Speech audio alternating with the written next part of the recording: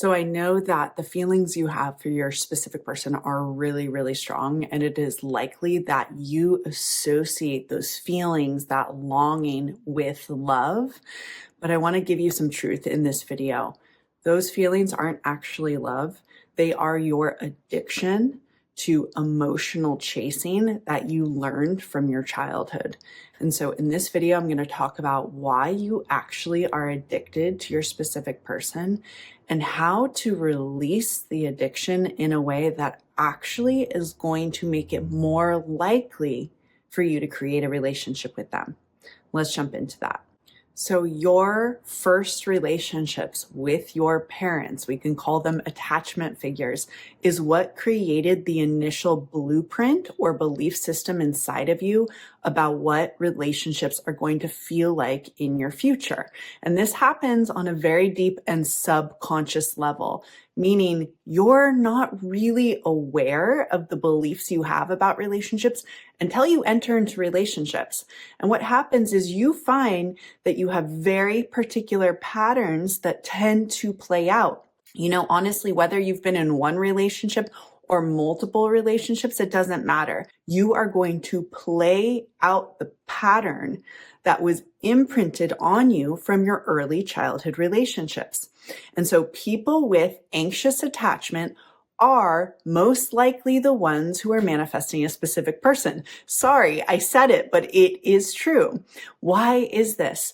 Because people with anxious attachment associate love with having to earn closeness. This is actually how you felt as a child. Love felt unpredictable. It felt like there was emotional highs and lows. So when your specific person pulls away or goes distance, it's not that it just feels emotionally intense. It actually feels familiar, whether you recognize that or not. And the problem is a lot of people who feel that emotional intensity that flares up when your specific person goes away, you associate that with love because it does feel emotionally intense. It does feel even magnetizing to you. You want them. You feel this very strong feeling for them. But that actually isn't love. It is a familiar old pattern that is waking up inside of you. And in my opinion, it is waking up for you to heal it. So what you're actually addicted to here is the emotional intensity, not the person themselves. So what do you do about this? You are going to have to learn the true experience of detachment. This is not just to get your specific person. This is to heal your attachment wounding so you can finally truly create a secure attachment in love, a secure relationship that is what you are truly seeking. So let's look at how to start a practice of detachment. And this is a key to manifesting a specific person without losing them, but also without being addicted to them. The first thing you want to do is when you feel that addiction or that craving or that grasping kicking in, you want to label it. You want to say, okay, this isn't actually my love for them. This is my old wound of feeling like I have to chase after and earn somebody's love. Just label it. Step number 2 you want to implement is before you do anything with those strong feelings, I want you to journal using this prompt. What would the version of me who already had this love do? So the version of you who doesn't have love is going to chase, is going to feel anxious, is going to feel like you have to stalk this person down, figure out how to manifest them, all of that. That's the version of you that doesn't have this love. You need to start cultivating and constructing this new experience of yourself that is okay exactly as you are and doesn't need to chase down or earn love.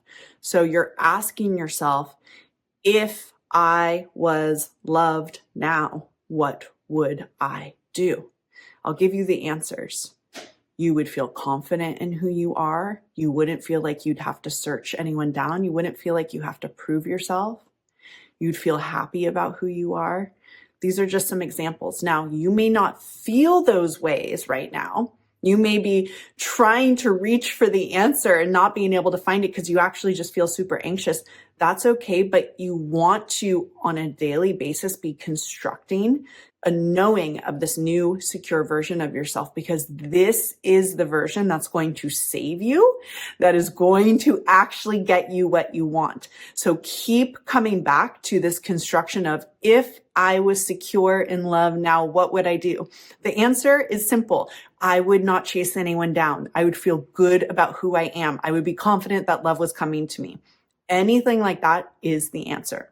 And the final step is, I want to give you an affirmation you can start using to, again, start to anchor in this more secure identity of who you are in love and relationships. And that affirmation is, love comes to me.